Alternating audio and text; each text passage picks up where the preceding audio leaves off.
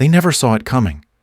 Not the decision, not the betrayal, not the collapse of everything they thought they controlled. Because the most dangerous kind of power doesn't walk in shouting, doesn't wear a crown, and doesn't ask for permission. It waits. It watches.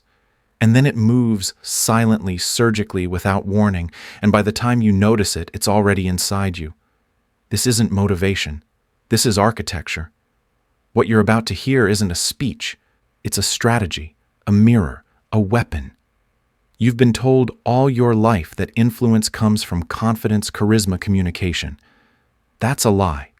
The real influence, the kind that reshapes decisions, rewires beliefs, and rewrites reality, doesn't come from being loud. It comes from understanding what people aren't saying, from seeing what they're trying to hide, and using it before they even realize they exposed it. You were raised to believe your thoughts were your own. But what if they weren't? What if the story of who you are, what you want, and who you trust was written by someone else? Someone who never raised their voice, never revealed their plan, and never even touched you. That is dark influence. Not persuasion, not charm.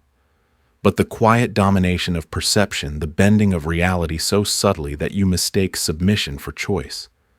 The greatest manipulators don't argue. They don't beg. They install belief systems. They plant a narrative so deeply that you defend it as your own. And when you finally act, it's not because they forced you, it's because they made you want to. This is the power that whispers in boardrooms, destroys empires without blood, and builds legacies without ever stepping into the spotlight. If that makes you uncomfortable, good. You're finally seeing the world clearly. The truth is simple: those who speak softly, but control the frame, they don't just win. They rewrite the rules of the game. Welcome to the silence between choices. Welcome to power.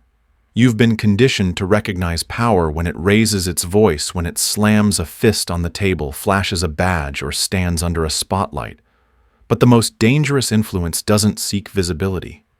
It seeks vulnerability. And it doesn't come dressed as power. It arrives dressed as understanding, as safety, as opportunity. That's why it works. Because it doesn't feel like control. It feels like trust. This is the game most people never see, the one being played beneath their beliefs, beneath their behaviors, beneath their choices. And the ones who master it, they don't beg for control. They build the structure that makes obedience feel like freedom. You think you make your own decisions? You think your preferences, your opinions, your boundaries are purely your own? They're not. Someone fed you those ideas, wrapped them in just enough emotional sugar to make them feel self-chosen, and let you build your identity inside a box they designed. That's not persuasion. That's engineering. The influencer you should fear most is not the one with charm or charisma. It's the one who never even seems like they're influencing you at all. Because charm wears off. Authority can be challenged. But influence that feels like your own reflection, that's eternal. And that's the level of control we're talking about here. Machiavelli didn't preach brute force. He exposed its limits. He understood that power based on fear creates resistance, but power based on illusion creates loyalty. Why bark orders when you can bend perception? Why threaten rebellion when you can shape the very reality that defines what rebellion even means? The truly dangerous don't shout, they shape. They frame the narrative. They create emotional atmospheres where submission feels like strength and questioning feels like betrayal. By the time their influence is complete, people don't just follow, they defend the very system that enslaves them. That is dark influence. And once you learn it, once you learn how to speak to desire instead of logic, how to manipulate attention instead of intention, how to remain invisible while pulling every string, you will never see the world the same again. Because you'll realize it was never about being in power. It was about becoming the force that defines what power looks like. And once you hold that position, nothing can touch you. Not because you're protected, but because no one suspects you're even playing the game. Most people believe they are rational creatures, that they weigh the facts, consider the consequences, and choose the most logical path. But this is a comforting illusion. The truth, human behavior isn't driven by logic. It's driven by fear, desire, status, insecurity, primal forces that shape decisions long before thought ever gets involved. You don't control people by reasoning with them. You control them by tapping into the emotional architecture already running the show. People aren't logical. They're programmable. And the dangerous manipulator doesn't argue. He programs. He learns how emotion triggers action. He identifies the invisible levers, insecurity, approval, belonging, shame, and then he pulls. Quietly, strategically, without warning. That's why obedience doesn't look like surrender anymore. It looks like enthusiasm, like passion, like loyalty. The manipulator doesn't command. He creates conditions where people want to comply, where rebellion feels wrong, where defiance feels foolish, and where obedience feels like an expression of the self. Do you understand the power in that? To make someone thank you for controlling them? To make them feel pride in serving your vision, thinking it was theirs? That's not just influence, that's psychological ownership. It's the illusion of autonomy wrapped around a cage they can't see. Machiavelli understood this centuries ago. He knew fear and desire ruled men more than facts ever could. So he studied not what was right, but what worked. And what works is simple. Make people feel something before they can think. You don't need truth. You need emotional certainty. Trigger the right reaction, and their beliefs will adapt to justify it afterward. That's how obedience is built. Not through orders, but through emotional alignment. And once you master this emotional blueprint, you'll see it everywhere in political campaigns, corporate messaging, religious indoctrination, and even relationships. Because once someone controls how you feel, they control how you move. And the scariest part? Most people want this. They crave someone who makes their chaos make sense, someone who gives structure to their fear, purpose to their confusion. And if you step into that role, if you become that anchor, you don't just gain followers, you gain believers. And believers will go to war for you without ever realizing you handed them the sword. That is obedience. That is control. And once you learn how to activate it, you won't need to shout. You'll only need to whisper. Influence isn't random. It's a science of structure, an art of engineering the human mind. And those who master it follow rules, not moral ones, but strategic ones. These are not suggestions. These are laws of control. Ignore them, and you remain just another voice. Master them, and you become the voice people echo in their heads, even when you're gone. Rule 1. Observation comes before infiltration. You cannot manipulate what you do not understand. Forget their words, they lie. Watch their habits, their eye movements, their need for approval. Ask yourself, what do they crave? What do they fear? And what makes them feel seen?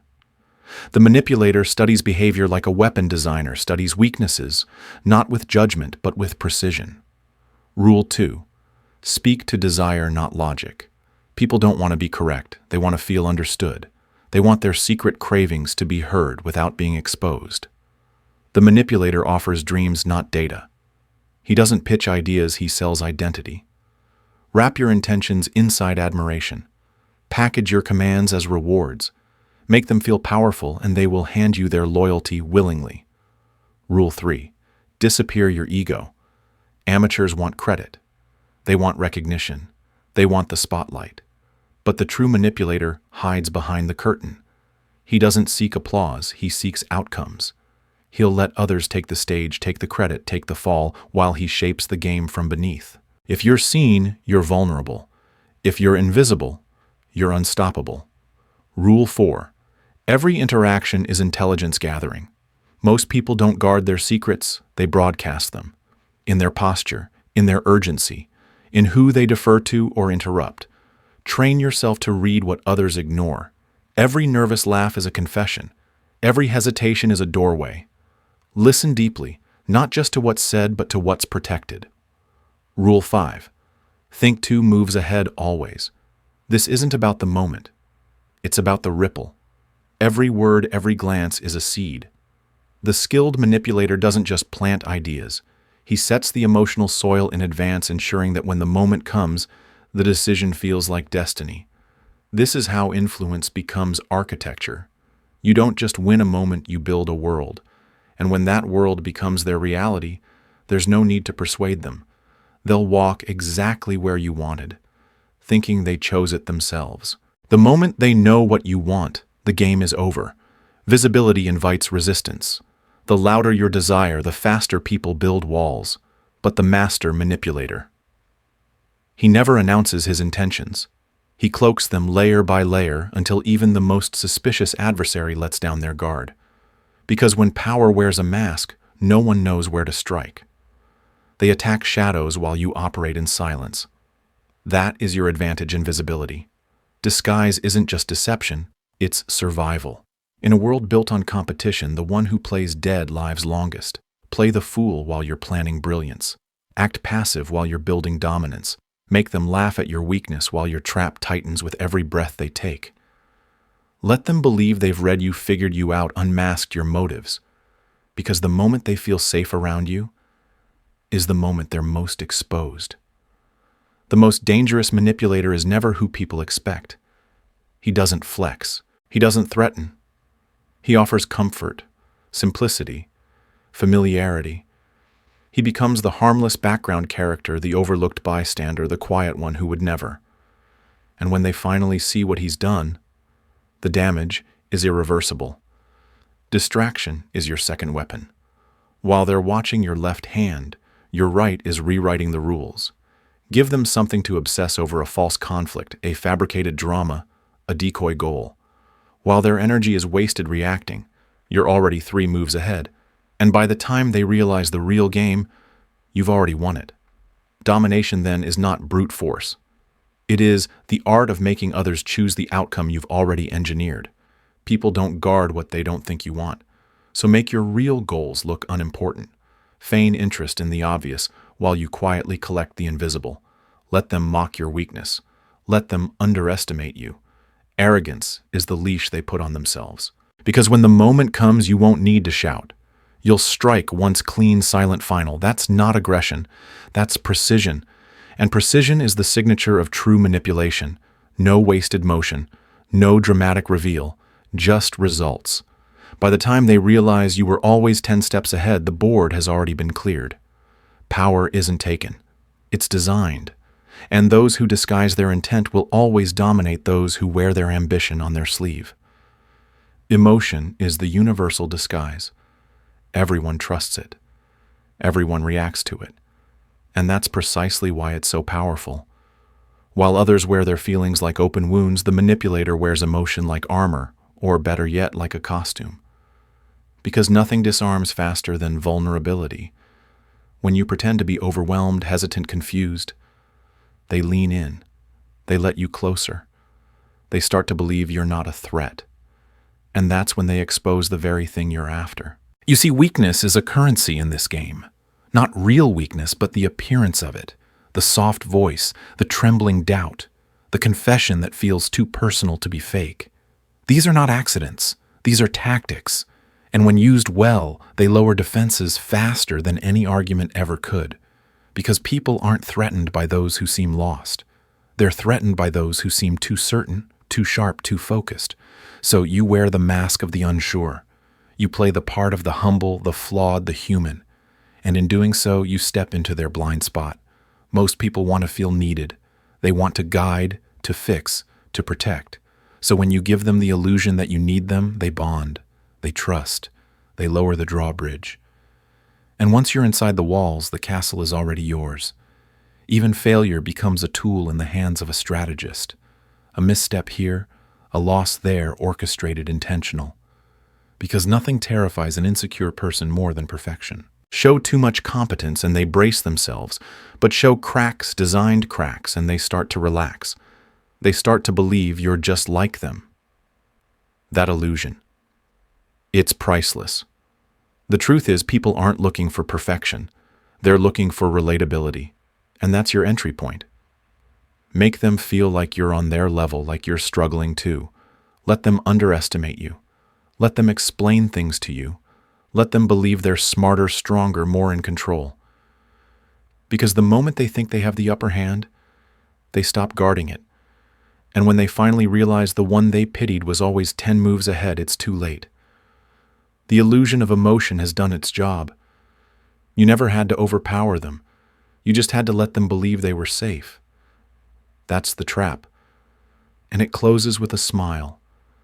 Silence isn't the absence of sound, it's the presence of pressure. Most people can't sit in it. They squirm. They fill it with noise, with explanations, with nervous laughter. They expose themselves not because you interrogated them, but because you let them speak. And in their rush to fill the void, they give you everything: their doubts, their guilt, their secrets. Silence is not passive. It's a blade, and the ones who fear it bleed first. The manipulator understands this. He doesn't chase confessions. He waits for them. He lets discomfort do the work. Where others interrupt to regain control, he withdraws and watches. Because when you speak, you reveal. When you explain, you justify. But when you're silent, truly silent, you absorb power. In that quiet tension, people begin negotiating with ghosts, with assumptions with themselves. They project, they confess, they spiral. And you simply listen. Every pause is a mirror. What they say to fill the space tells you more than 1,000 questions ever could. Watch the tremble in their tone, the shift in posture, the way their words speed up then falter. Each micro-expression is a data point. Every unasked question they answer is a blueprint of their inner world. And once you know the map, you don't need to force anything. You simply guide. Silence also provokes fear in the powerful, and fear in the powerful is the ultimate leverage. When a person used to controlling a room is met with stillness, they start to unravel. Their confidence turns into suspicion. Their dominance cracks. You don't need to confront them. Just be still. Let the weight of unspoken truth suffocate them. In silence, you become the mystery. And mystery, when paired with composure, is a weapon no one can defend against. People fear what they can't read. And if they can't read you, they can't prepare for you. They'll overshare just to break the silence. They'll reveal strategies, admit insecurities, betray alliances, all in an effort to feel heard. But you already heard what mattered in the space between their words. The manipulator doesn't dominate through force. He dominates through restraint. He doesn't fill the room with noise. He becomes the gravity in it. And when the silence finally breaks, it's not your voice they'll hear first. It's the echo of every secret they never meant to give away. Control doesn't begin with chains. It begins with stories. If you want to dominate a person's behavior, you don't need to imprison their body. You only need to rewrite the framework through which they interpret the world. Because people don't obey forcefully. They obey naturally when their perception has been sculpted to make obedience feel like freedom. That's the art of true manipulation. You don't argue their mind into submission. You reshape their reality so they choose it on their own. This is the power of framing. If you control the narrative, you control the outcome, because people don't react to what is, they react to what they believe. And beliefs can be designed. Language becomes the sculptor. Repetition becomes the chisel. You give them words, phrases, metaphors that define the world in your favor. You present yourself as the voice of reason, of order, of truth. Not because your words are accurate, but because they're consistent. And consistency in a chaotic world is mistaken for certainty. People aren't searching for facts, they're searching for stability. For someone to tell them what the world means. And if you step into that role, you become more than a voice. You become a lens. You don't have to convince them what to think. You only have to control what they see and how they feel about it. Everything else follows. The greatest manipulators don't demand agreement, they install belief systems. Systems that seem so obvious, so familiar, so comforting that people adopt them without resistance. And once those systems take hold, you've already won. Because now they don't just obey, you don't even have to ask. They self-regulate. They repeat your words without realizing it. They defend your ideas as if they were sacred. You've become their mental default. And here's the secret: the more complex the world becomes, the more desperate people are for clarity. Offer that clarity not as a weapon, but as a lifeline. Make it easy for them to digest your worldview. Simplify the chaos. Label the enemies. Define what's right and what's dangerous. And when you do, they won't just follow you. They'll cling to you. Because in a world spinning out of control, the one who controls perception becomes the only compass left. You don't force them to obey. You make them feel lost without you. And that's not just influence. That's dominion. Reputation is not a reflection of who you are, it's a weaponized illusion of what others believe you are. And the manipulator doesn't leave that to chance. He engineers it, piece by piece, interaction by interaction, until perception becomes law and the truth no longer matters. Because once people believe in your image, they stop questioning your actions. They stop analyzing your motives. They surrender their judgment to your persona. And that, more than any argument, is how control becomes effortless. Reputation isn't built by screaming. It's forged in silence, in the discipline to choose what you reveal and what you withhold. The master manipulator doesn't flood the world with opinions. He lets scarcity build intrigue. He becomes known not by how often he speaks, but by how much weight his silence carries. When he does speak, people listen.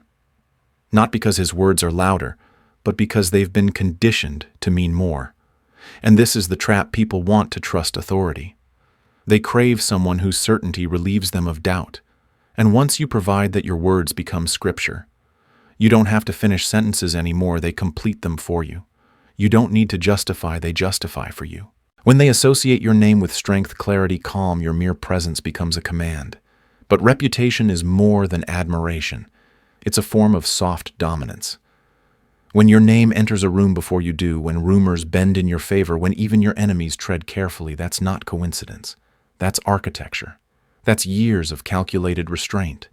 Every moment you didn't react, every conflict you chose to ignore, every silence you let speak louder than retaliation. It all compounds into myth. Because the manipulator doesn't need everyone to love him, he only needs them to believe he can't be challenged. That belief alone shifts the entire balance of power, and once your reputation becomes untouchable, your influence multiplies in secret. A glance becomes a threat. A pause becomes a warning. A single word becomes gospel. So build your reputation like a fortress. Not to protect yourself, but to project yourself. Make your silence feel like prophecy. Make your approval feel like reward. And when they carry your name on their lips with reverence, remember, it's not about being liked. It's about being believed. Because in the end, it's not your voice that controls the room. It's the myth you've become. The highest level of influence is not when someone follows your orders. It's when they believe those orders were their own idea. It's when they defend you without ever being asked. When they enforce your worldview even in your absence. That's not manipulation, that's psychological programming. And it doesn't happen through control. It happens through conditioning. Quiet, subtle, relentless. At first, you shape the environment. The words they hear, the emotions they associate with you, the patterns you reward. You present your beliefs not as commands but as shared truths.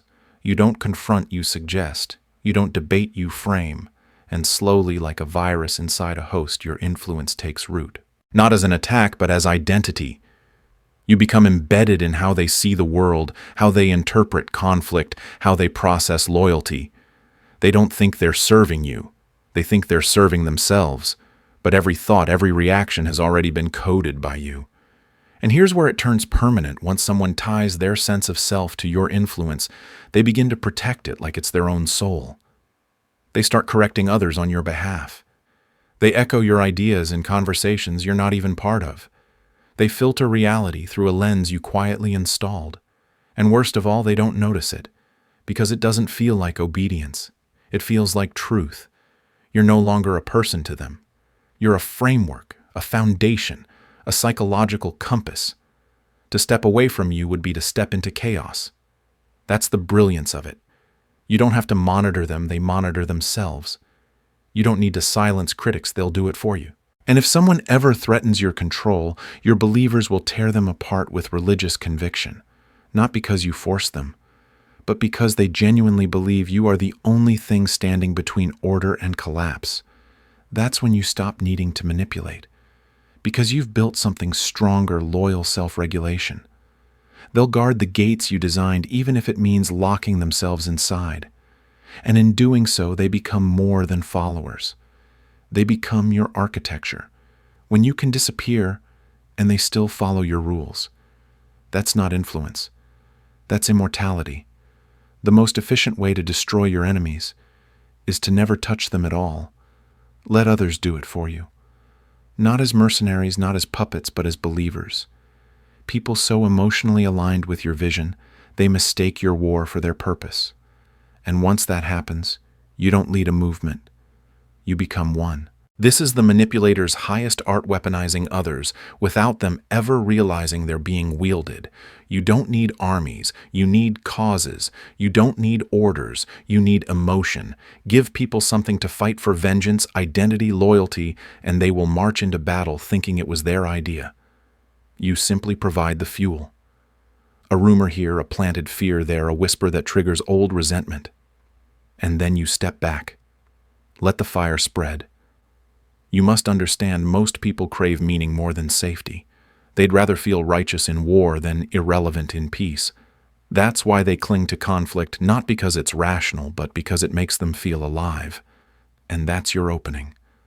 Provide the conflict. Define the villain. Wrap your personal agenda in the language of justice or loyalty. And suddenly you're not using people, they're volunteering. The irony. Even your enemies can serve you. Those who hate you most will scream your name the loudest. Let them. Their outrage amplifies your legend. Their obsession makes you unforgettable. While they burn energy trying to expose you, they only drive more attention toward your myth. Don't fight them. Feature them.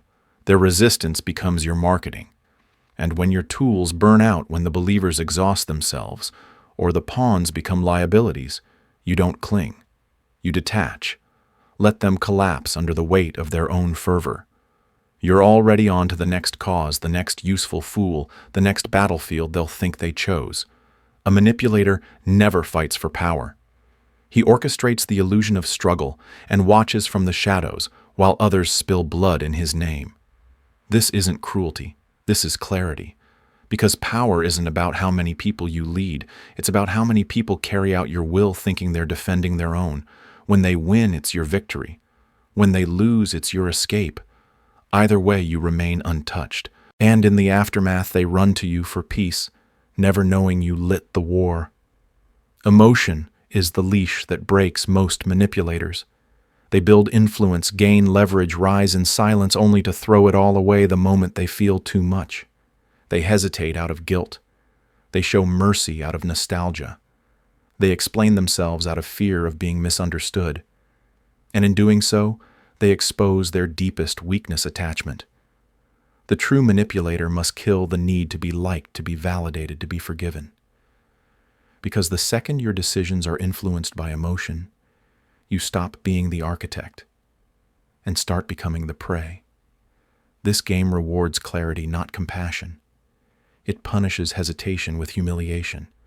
And in the world of power, mercy is often just a form of procrastination. Machiavelli never preached cruelty, he preached necessity.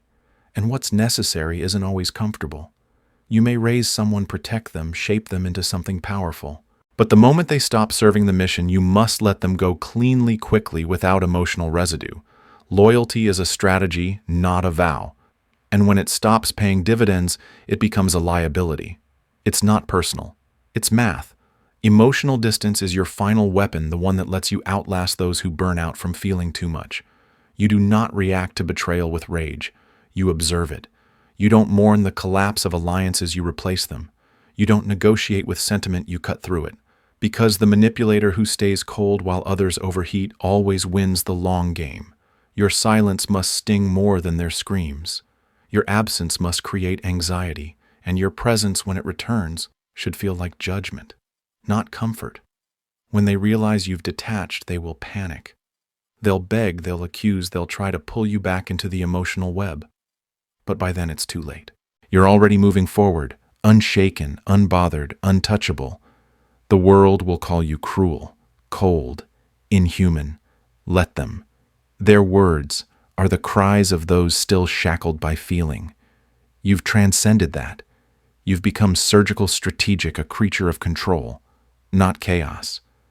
Because when others are ruled by impulse, you will rule by intention. And in a world built on emotional reaction, the one who feels least holds the leash on everyone else. Every empire falls from within. Not from enemies at the gate, but from the rot left unchecked inside the walls. And so must the manipulator learn the most brutal rule of all: what no longer serves you must be removed. Not eventually, not emotionally, immediately. This is not cruelty. This is strategy. And hesitation is the most expensive luxury you can afford. You will encounter people who were once assets, loyal, useful, even admirable. But time reveals all truths. Power shifts, loyalty decays, and usefulness expires. The weak manipulator clings out of nostalgia. He remembers what they were not, what they've become: a liability. He tells himself stories to justify delay, stories soaked in guilt, gratitude, or sentiment. But delay is death. The longer you hold on, the deeper the damage they inflict. One crack ignored becomes a collapse. You must become surgical, clinical, willing to cut with precision before the infection spreads. That's how power is preserved.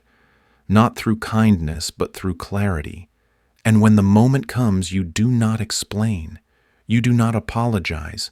You execute. This isn't about rage or revenge. It's about control. Because if people sense you're unwilling to make hard decisions, they'll start testing your limits. If they learn you value peace more than power, they'll exploit your mercy. But once they see that you can remove anyone without warning, without flinching, they'll begin to think twice. Respect doesn't come from how many you raise up. It comes from how decisively you let go. Your silence will become a warning. Your boundaries sacred. Your absence feared. And when people feel that cold edge behind your calm, they'll know you are not someone who begs for loyalty. You are someone who demands alignment. Fall out of alignment and the door shuts quietly, permanently. Power isn't just about what you gain. It's about what you're willing to lose. So burn the blueprint. Cut the rope. Walk away from what you once nurtured if it no longer serves the vision. Let them call it heartless. Let them call it betrayal. Because when you remove the weak, the unstable, the emotional baggage, you don't become ruthless. You become clean. And in a world built on hesitation, cleanliness is the edge that carves empires. Power isn't something you seize. It's something you design. The most dangerous manipulators don't just influence people, they reshape environments. They build systems, beliefs, social cues, and emotional incentives so precisely that obedience doesn't feel forced. It feels natural, organic, inevitable. And by the time others realize they're inside a structure built to serve someone else, it's already home. That's the final evolution of manipulation architecture. You're no longer adjusting behavior in the moment. You're laying psychological blueprints that turn chaos into order on your terms. When people speak, they speak your language. When they choose between options you placed, their values installed, their fears anticipated, their sense of right and wrong framed inside your system. You don't need to guide them anymore. The environment does it for you. This is what Machiavelli hinted at, not just the tactics of rulers, but the design of realms. When your influence becomes cultural, it becomes invisible. No one questions gravity. They live within it. That's how you win, without fighting. You normalize your dominance. You make your power feel like balance, like justice, like common sense. The brilliance lies in subtlety. You never declare control, you embed it. Through routine, through ritual, through the symbols people cling to for identity. You engineer norms that make rebellion feel ridiculous, questioning feel taboo, and alignment feel safe. And once the framework is accepted, you vanish from the equation. Your fingerprints are gone. But every outcome still leads to you. They won't just follow you. They'll believe you are essential. To remove you would mean unraveling everything they've come to rely on: stability, clarity, belonging. That's when your power becomes untouchable. Not because you're feared, but because you're needed. Not because you command, but because you've become the structure itself. This is the difference between a manipulator and a master. A manipulator plays the game. A master builds it. And when you are the one who built the walls, shaped the rules, defined the language, and handed out the masks, no one escapes without walking through a door you installed. You don't just control people anymore. You control the reality they operate in. And when the world you created becomes more comfortable than the chaos outside it, no one dares to leave. Because the system doesn't protect you. It is you. The most important lesson from this entire journey is this: real power doesn't announce itself. It doesn't beg to be seen. It moves in silence, hides in perception, and controls not through force, but through design. If you want lasting influence, don't aim to convince people. Aim to construct the environment where your goals become the default path, where resistance feels irrational, and where your presence is so embedded into their reality. They can't imagine life without it. This isn't about becoming cold or manipulative in the toxic sense. It's about recognizing that emotional discipline, strategic patience, and psychological clarity are what separate those who lead from those who follow. Don't just react to life, architect it. Shape your relationships. Choose your words deliberately. Let your silence speak louder than your explanations. And most importantly, detach from the need to be liked. The people who change the world rarely ask for permission. Whether you're leading a team, navigating a relationship, or trying to reclaim control of your own mind, remember the one who controls the frame controls the game. So build your frame, and if this message struck something in you, that deeper part that's tired of being underestimated, tired of being reactive, tired of giving away power, then don't scroll away like nothing happened. Subscribe, share this, comment what hit you hardest. Because this isn't just another motivational speech. It's a blueprint for the world's most dangerous advantage: quiet domination. And the ones who learn to wield it, they don't just survive, they rule.